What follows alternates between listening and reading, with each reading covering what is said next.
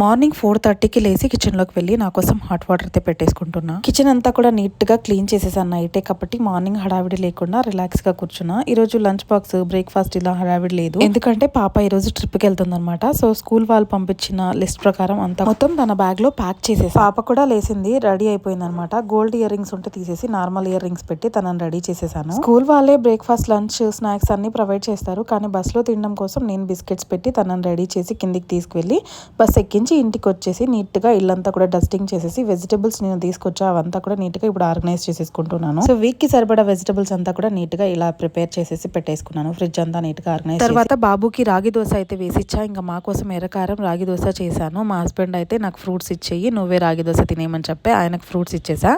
ఇంకా మధ్యాహ్నంకి రైస్ నానబెట్టేశాను, వంకాయ కారం చేసేసాను. ఈ లోపు సామాన్లు అంతా కూడా నీట్గా వాష్ చేసా.